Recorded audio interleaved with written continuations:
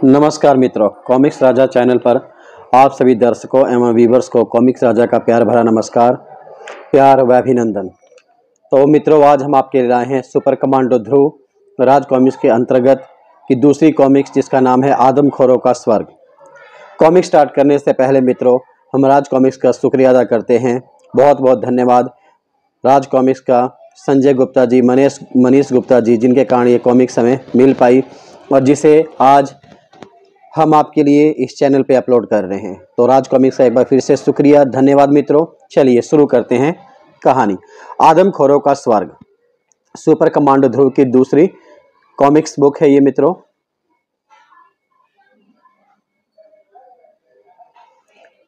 Super commando ध्रुव आदमखोरों का स्वर्ग। सन 1944 का दहकता हुआ साल, द्वितीय विश्व युद्ध जब अपनी आखिरी सांसें गिन रहा था, अरब सागर में एक छोटे से द्वीप के घने दुर्गम जंगलों के बीचों बीच बनी एक आधुनिक प्रयोगशाला में एक अनोखा प्रयोग अपनी समाप्ति पर था। सालों की कड़ी मेहनत का नतीजा सामने आने वाला था।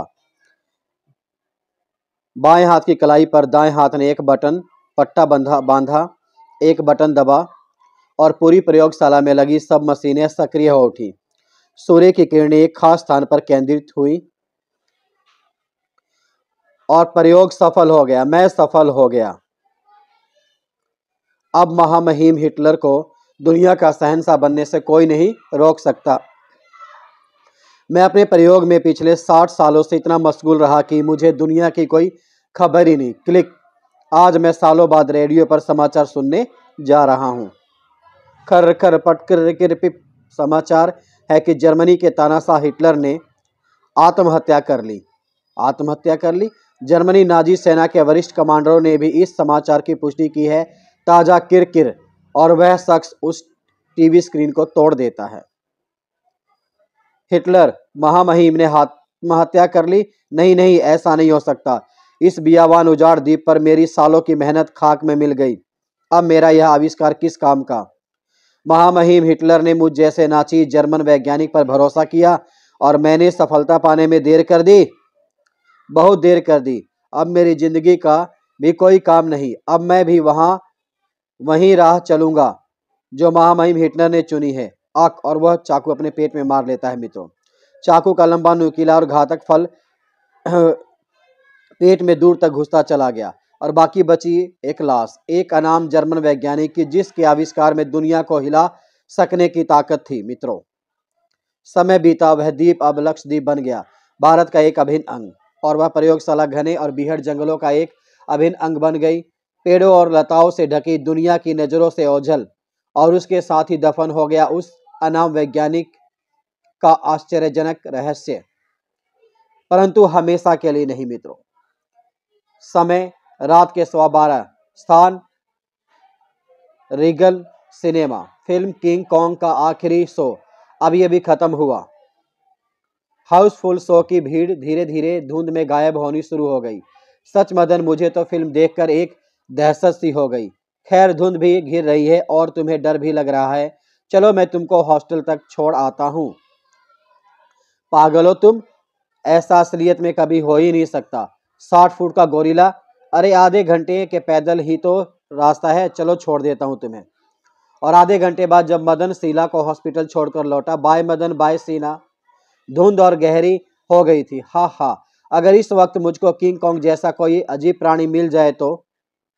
तभी गहरी धुंध को भेदती एक आवाज मदन के कानों से टकराई।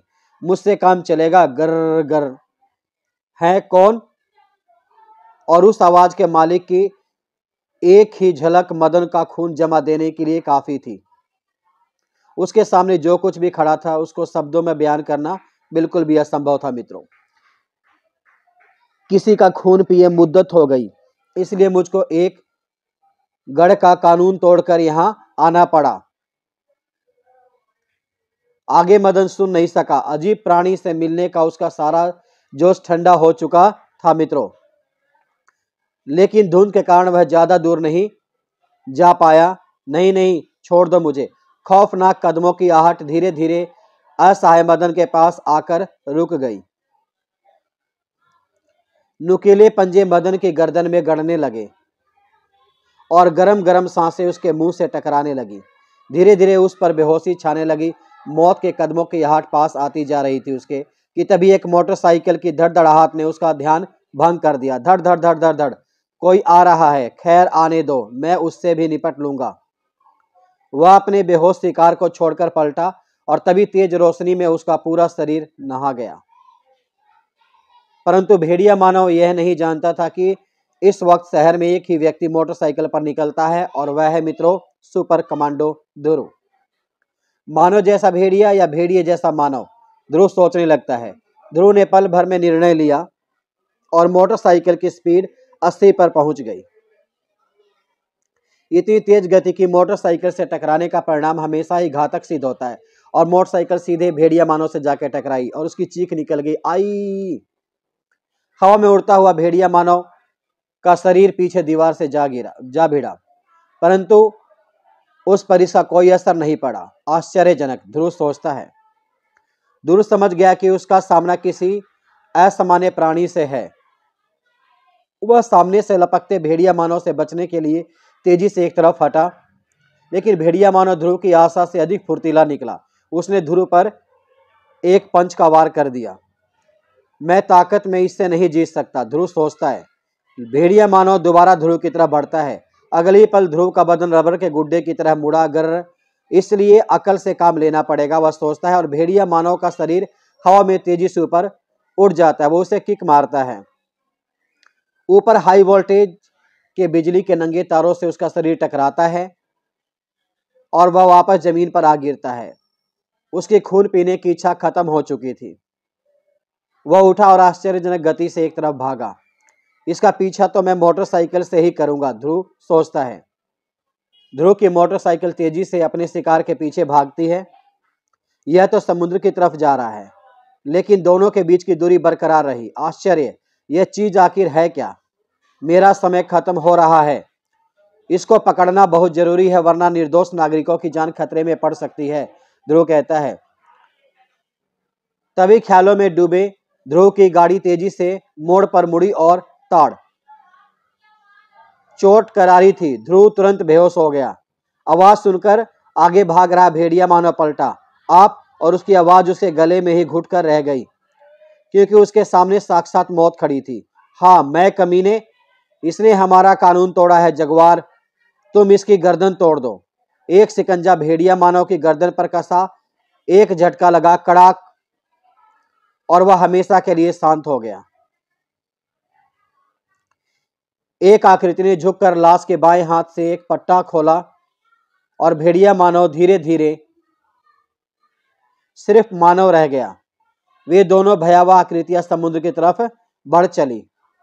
अगली सुबह, और डैडी, फिर मैं बेहोश हो गया।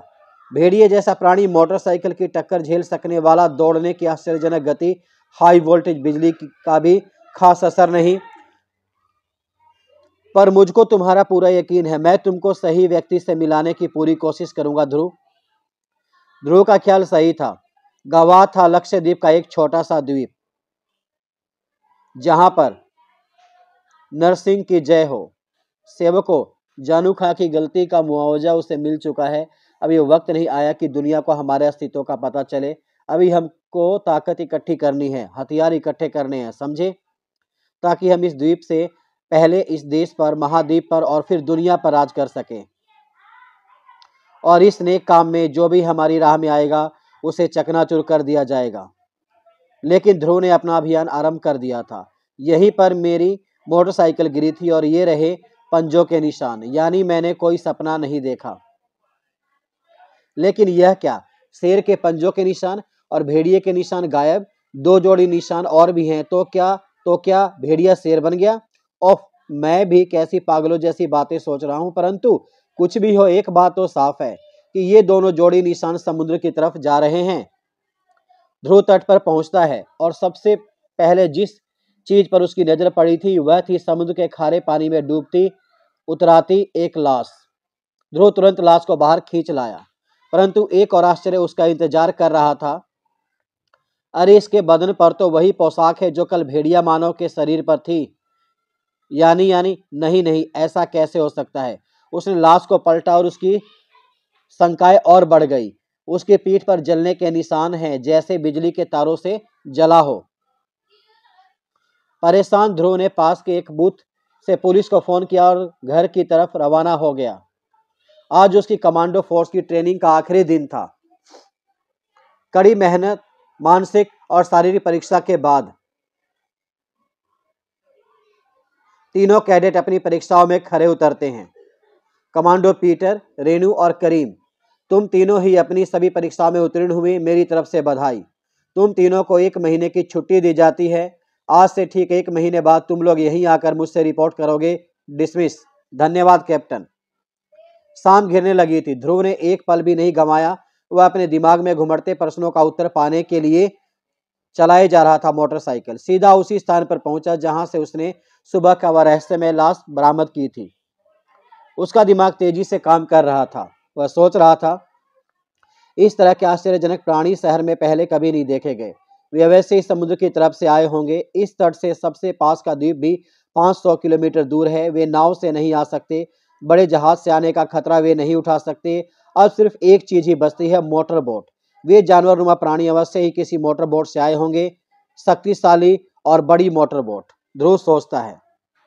तभी ध्रुव का ध्यान किनारे की तरफ आती एक नाव ने भंग कर दिया। ये कौन आ रहा है? शायद कुछ मछुआरे मछली पकड़कर लौट रहे हैं। ध्रुव का ख्याल सही था। वाह, शायद इनसे मेरे सवालों का जवाब मिल जाए। वह तेजी से उनकी तरफ बढ़ा। उसको ज्यादा पूछताछ नहीं करनी पड़ी। हाँ साहब, कल रात लगभग 2 बजे एक मोटर बोट को हमने दक्षिण पश्चिम दिशा में जाते देखा था, पर साहब कोई जानवर सा आदमी हमने कभी नहीं देखा। ध्रुव इतने से ही पूर्ण संतुष्ट था। चलो, मेरा एक ख्याल तो सही साबित हुआ, यानी हत्या के वक्त के आसपास ही यहाँ से एक मोटर बोट समुद्र में गई है, दक्षिण पश्चिम दिशा में। और फिर इस तट से दक्षिण पश्चिम दिशा में सिर्फ लक्षद्वीप समूह ही एक ऐसी जगह है जहां तक मोटर बोट से जाना संभव है। और इनमें सिर्फ एक ही द्वीप ऐसा है जिस पर घने जंगल और आबादी ना के बराबर है। यह द्वीप नागू उन प्राणियों के छिपने का सबसे उपयुक्त और संभावित स्थान हो सकता है। मिस्टर ध्रुव, तुम तो जानते हो कि यह सारे द्वीप हमारे देश का ही एक अभाज्य अंग है, गवर्नर के ऑफिस में। और अगर तुम्हारा शक सही है तो हमारे देश की सुरक्षा खतरे में है ध्रुव। हाँ श्रीमान, उस खतरनाक प्राणी की गर्दन तोड़कर मार डालने वाले भी उस प्रकार के प्राणी होने चाहिए, यानी हमारा सामना एक ऐसे खतरनाक संगठन से है। देखो ध्रुव, बुरा मत मानना, मुझे तुम्हारी बातों का पूरा यकीन है, लेकिन अधिकतर लोगों को यह बेपैर की बात लग सकती है। इसलिए रक्षा मंत्रालय को यह मामला देने से पहले हमको कुछ ठोस सबूत इकट्ठे करने पड़ेंगे, और इसके लिए मेरे पास तुमसे बेहतर आदमी और कोई नहीं है ध्रुव। धन्यवाद श्रीमान, यह केस मैं अपने हाथ में लेने को तैयार हूं।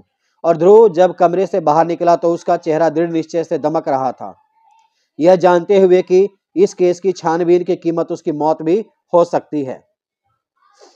और फिर अगले दिन लक्षद्वीप में हेलीकॉप्टर इस घने जंगल पर उड़ाना ईंधन की बर्बादी है ध्रुव। नागो द्वीप के जंगलों में इंसान तो क्या जानवर भी रहने से घबराते हैं।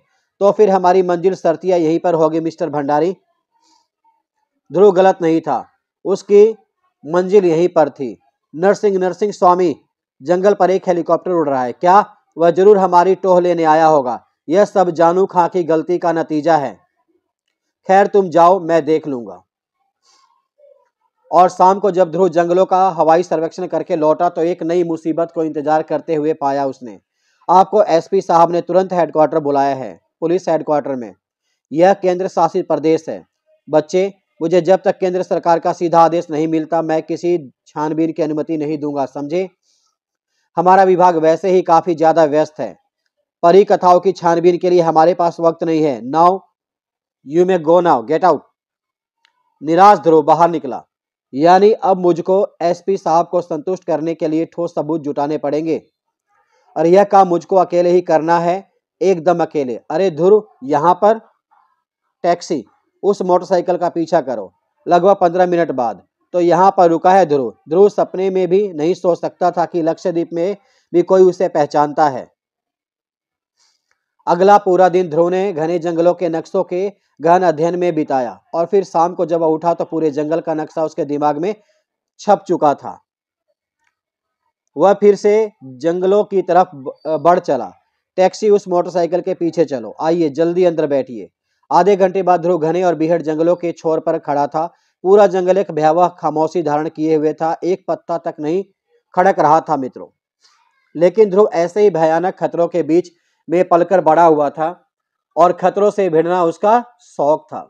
हेलीकॉप्टर से मैंने इसी दिशा में लगभग 2 किलोमीटर अंदर एक जानवर नुमा इंसान देखा था। अगर मैं भंडारी को उस वक्त यह बताता तो वह मेरी बात को फिर हंसी में उड़ा देता। ध्रुव अपने ही ख्यालों में उलझा था और उसका पीछा जारी था। तभी जमीन पर गिरे सूखे पत्ते खड़खड़ा रहे हैं, कोई झुंड इधर ही आ रहा है। बेहतर होगा अगर मैं उनके रास्ते से हट जाऊं।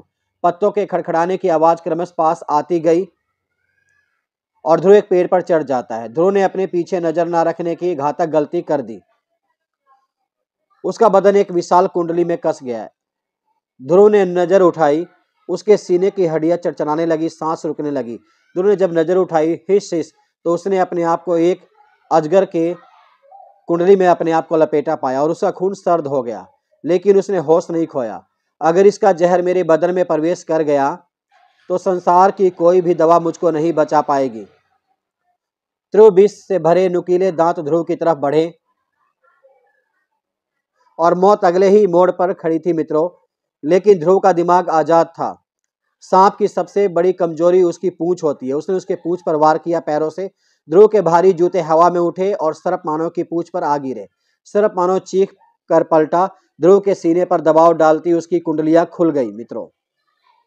इस बार मौके का भरपूर फायदा उठाते हुए ध्रुव ने पास की डाल से एक सख्त और नुकीली टहनी तोड़ ली। उसका हाथ बिजली सी तेजी से आगे बढ़ा और टहनी सर्प मानव के तालू में बैठ गई। लेकिन नुकीली टहनी पैने तीर की तरह उसके तालू को छेदती हुई उसके मस्तिष्क में घुस गई। उसके मुंह से खून का फवारा छूट पड़ा। 1 मिनट तड़पने के बाद सर्प मानव का शरीर शांत हो गया और तभी वह विशालकाय पेड़ बुरी तरह से हिल उठा। तो यह है वह झुंड जिसके चलने से इतने पत्ते चरमरा रहे थे। कड़कड़ कड़कड़ ध्रुव का पीछा कर रही आकृति भी चकित रह गई। वह इतने खतरनाक प्राणी को इतनी आसानी से खत्म कर सकने वाला व्यक्ति सिर्फ ध्रुव ही हो सकता है। इन प्राणियों की ऊपरी खाल तो जरूर सख्त है, परंतु अंदरूनी भाग हमारी तरह ही कोमल और मुलायम है। पर इसके चक्कर में तो मैं उस झुंड को भूल ही गया जिसके से बचने के लिए इस पेड़ पर चढ़ा था।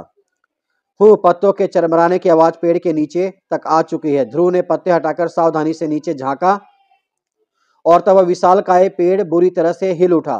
तो यह है वह झुंड जिसके चलने से पत्ते चरमरा रहे थे। नीचे गेंडा मानव दिखाई देता है। इस बार ध्रुव के सामने वास्तव में उसकी मौत का फरमान था। इससे पहले कि ध्रुव कूद कर किसी दूसरे पेड़ पर जा सकता, दूसरी टक्कर लगी पेड़ को और वह भीमकाय पेड़ जड़ के साथ उखड़ गया। बचने का एक ही रास्ता है कि मैं पेड़ के गिरने की विपरीत दिशा में कूदूं। यह गेंडा खड़ा है। गेंडा उस पर वार करता है ध्रुव पे। स्वामी जानते थे कि तुम अपनी मूर्खता से बाज नहीं आओगे, इसलिए उन्होंने हम सबको सतर्क कर दिया था। भारी भरकम पैर ध्रुव को कुचलने के लिए आगे बढ़ा, परंतु ध्रुव की विद्युत गति ने उसे बचा लिया। ध्रुव हट जाता है वहां से धम। इस तरह इसका सामना ज्यादा देर तक नहीं किया जा सकता। जो मैं नहीं करना चाहता था, इसलिए अब मुझको वही करना पड़ेगा जो मैं नहीं करना चाहता था। ध्रुव पिस्तौल निकाल लेता है। अगली पल ध्रुव के हाथ में एक पिस्तौल चमकती है और पलक झपकते ही 2 गोलियां दग जाती हैं, लेकिन वे बेअसर रहीं। हा, अरे मूर्ख, इन मामूली पिस्तौलों से तो साधारण गेंडों पर भी असर नहीं होगा। फिर तो मैं गेंडा मानव हूं। और वह ध्रुव को उठा लेता है एक पैर पकड़कर। लगता है ध्रुव को मेरी मदद की जरूरत है। ध्रुव का पीछा करने वाला शख्स सोचता है ऐसा, लेकिन इससे पहले कि वह आकृति नीचे उतरती, ध्रुव तेजी से एक तरफ भागा। मुझसे बचकर भागना असंभव है बच्चे। गेंडा मानव भी तेजी से ध्रुव के पीछे भागा। ठीक वैसा ही जैसे मैंने सोचा था, यह बिना सोचे समझे मेरे पीछे आ रहा है। अगर मुझको इस जंगल का नक्शा सही रूप से याद है तो इसके आगे दलदल शुरू हो जाता है। ध्रुव रुका और पलटा। रुक गया? हा, तो तुम शांति से मरना चाहते हो। डरो मत, 1 सेकंड में सब खत्म हो जाएगा। वह ध्रुव को पकड़ने लपका, लेकिन ध्रुव तेजी से एक तरफ हट चुका था। यह क्या? यह तो दलदल है। और गेंडा मानव दलदल में धंसता चला गया। अपनी सारी अमानवीय ताकतों के बावजूद तड़पते गेंडा मानव का शरीर धीरे धीरे दलदल में गायब होने लगता है मित्रों, और शीघ्र ही दलदली जमीन ने गेंडा मानव को पूरा निगल लिया। ध्रुव फिर से अपनी मंजिल की तरफ बढ़ चला। वाह वाह, मेरे रिवॉल्वर की गोली गेंडे के शरीर में घुसने को बेताब थी। ध्रुव का पीछा करने वाला शख्स सोचता है। ध्रुव की मंजिल अब सामने थी। इस घने जंगल में यह आधुनिक इमारत और इससे पहले पहरे पर गश्त लगाते ये मानव पहरेदार। अगर इस जंगल में कहीं इन प्राणियों का अड्डा है तो यही होगा, और इन मानव पहरेदारों से सिद्ध होता है कि ये प्राणी वास्तव में मनुष्य ही हैं और ये किसी यंत्र के सहारे ऐसे बने हुए हैं। मैं इस तरह के 3 प्राणियों से मिल चुका हूँ। अब सवाल यह है कि वह कौन सी ऐसी वस्तु है जो इन प्राणियों, तीनों ही प्राणियों के पास थी। सोचो ध्रुव, सोचो। ध्रुव सोचता है, परंतु तभी एक गुर्राहट ने उसकी विचारधारा तोड़ दी। गुर्र, मिल गया, मिल गया। ध्रुव संभल भी ना पाया था कि तड़ाक उस पर हमला हो जाता है। ध्रुव थक गया है, वह शायद इससे ना जीत सके। उसका पीछा करने वाला मददगार सोचता है। ध्रुव वास्तव में थोड़ी थकान महसूस कर रहा था। उसमें अपनी तरफ बढ़ता खतरनाक पंजा रोकने तक की ताकत नहीं बची कि तभी एक मिनट, यह कलाई पर बंधा पट्टा उसे दिखता है। हाँ, यही तो है वह चीज उन तीनों के पास थी, ताड़। बाएं हाथ की कलाई पर बंधा यह पट्टा, यह इस ख्याल ने ध्रुव में एक नई शक्ति का संचार कर दिया। वह शक्ति थी सत्य की, न्याय की, और दृढ़ विश्वास की, और वह उस जानवरनुमा इंसान पर टूट पड़ता है। भेड़िया मानव में इस शक्ति को सह पाने की ताकत नहीं थी। यह तो गया, अब देखना है कि इस पट्टे का क्या रहस्य है। ध्रुव ने पट्टा खोला और धीरे धीरे उसकी आश्चर्यचकित आंखों के सामने भेड़िया मानव सिर्फ मानव रह गया। तो मेरा ख्याल सही था। वाह, तो यह है इन जानवरों का रहस्य। अब देखना यह है कि यह पट्टा मुझ पर असर करता है या नहीं। ध्रुव ने पट्टे का लॉक दबाया, लेकिन कुछ नहीं हुआ। यानी इस पट्टे के अलावा कोई और चीज भी है जो इनको ऐसा प्राणी बनाती है। अब सवाल अंदर घुसने का है और जवाब है गश्त लगाकर इधर आ रहा है यह पहरेदार, तड़। और 2 मिनट बाद जब ध्रुव इमारत की ओर बढ़ा तो उसको पहचानना बिल्कुल नामुमकिन था। उसने गश्त लगाते गार्ड की ड्रेस पहन ली थी। ओह, यह भेड़िया इधर ही आ रहा है। मिला कहीं नहीं। और ध्रुव बेधड़क अंदर घुसता चला गया। ओफ, ध्रुव तो अंदर गया और यह शैतान पहरे पर खड़ा हो गया। इसके हटने का इंतजार करना बेकार है। वह गश्त लगाता पहरेदार जैसे ही मोड़ पर मुड़ेगा, मेरी रिवॉल्वर निशाना ले लेगी। इनकी खाल इतनी मोटी है कि गोलियां शायद असर ना करे, लेकिन आदमी या जानवर सबके शरीर में एक ऐसी जगह जरूर होती है जहां गोलियां बेअसर नहीं जाती, और वह जगह है आंखें। वह उसकी आंखों पर निशाना लगाता है। साइलेंस लगे रिवॉल्वर से एक हल्की सी पिट की आवाज हुई। निशानेबाज का निशाना हमेशा की तरह अचूक था। वह आकृति तेजी से आगे लपकी। इससे पहले कि पहरेदार वापस आए, मैं इसको ठिकाने लगाकर इमारत के अंदर हो लूं। और उसको भेड़िया मानव को छिपा के वो शख्स अंदर हो जाता है। लेकिन किस्मत कुछ और ही खेल दिखा रही थी। और अरे पीटर, अभी यही तो आकर खड़ा हुआ था, कहाँ चला गया? और जमीन पर खून के ये धब्बे, घसीटे जाने के निशान, ये निशान झाड़ियों की तरफ जा रहे हैं, और झाड़ियों के बीच थी भेड़िया मानव पीटर की लाश। अंदर यहाँ तो अत्यधिक शस्त्रों का भारी स्टॉक है। इतने हथियार तो एक सेना के लिए भी ज्यादा हैं। इन प्राणियों का इरादा क्या है? दूसरी तरफ आंख में गोली, पूछ तरफ मानव नूरा और गेंडा मानव रासुका भी वापस नहीं आए। इन सब का सिर्फ एक ही मतलब है कि ध्रुव यहाँ आ चुका है। ध्रुव इस नई आफत से बेखबर था। शीत कक्ष में रखी बोतलों और जारों की लाइन, और ये लेबल, गिद्ध जीन्स, गेंडा जीन्स, भेड़िया जीन्स, सर्प जीन्स, हर हिंसक जीव के नाम की एक शीशी या जार सिर्फ सिंह के नाम का जार नहीं है, क्योंकि इस दुनिया में सिर्फ एक ही नरसिंह है और एक ही रहेगा।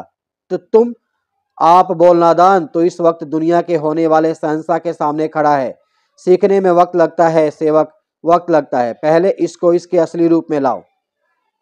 इसकी कलाई का पट्टा बता रहा है कि तुम पर इसने असर नहीं किया, हालांकि तुम इसका रहस्य जान चुके हो। तुमको मैं यह सब इसलिए बता रहा हूं क्योंकि शीघ्र ही तुम भी हम में से एक बनने जा रहे हो। इन बोतलों में वे सूक्ष्म जीवाणु कैद है जिनको वैज्ञानिक जीन्स कहते हैं। इन जीन्स के एक बार मानव शरीर में प्रविष्ट होने के बाद जब यह पट्टा पहना जाता है तो इस पट्टे में लगे यंत्र उन जीवाणुओं को सक्रिय कर देते हैं, और फिर जब तक यह पट्टा चालू रहता है मानव पशु मानव बना रहता है। अब तुम बताओ, तुमने भेड़िया मानव पीटर की आंख में गोली क्यों मारी? गोली? मैंने उसे कोई गोली नहीं मारी। खैर, मैं तुमसे बहुत खुश हूं। आज से तुम मेरे मुख्य सहायक बनकर रहोगे। जखीरा, इसको बाघ के जींस पिलाओ। हा हा। एक बार जींस इसके शरीर में प्रविष्ट हो गए तो फिर यह हमेशा के लिए हमारा गुलाम बन जाएगा। और जखीरा उसे बाघ का जींस पिलाने लगता है। जबरदस्ती। आदमखोरों की भीड़ में घिरा ध्रुव, असहाय ध्रुव। लेकिन फिर क्या हुआ? वह ध्रुव के पीछे परछाई की तरह लगी आकृति कौन थी मित्रों? जानने के लिए पढ़िए खून जमा देने वाला दूसरा और अंतिम भाग, स्वर्ग की तबाही। तो इसी के साथ मित्रों यहाँ पे आपसे विदा लेते हैं। ये कॉमिक्स यही खत्म होती है मित्रों, और इसका अगला भाग स्वर्ग की तबाही जो अगले पार्ट में मैं आपके लिए लेके आऊंगा। तब तक के लिए अलविदा मित्रों। आप कॉमिक्स राजा को आज्ञा दीजिए। आपका दिन शुभ हो मित्रों। Thank you very much.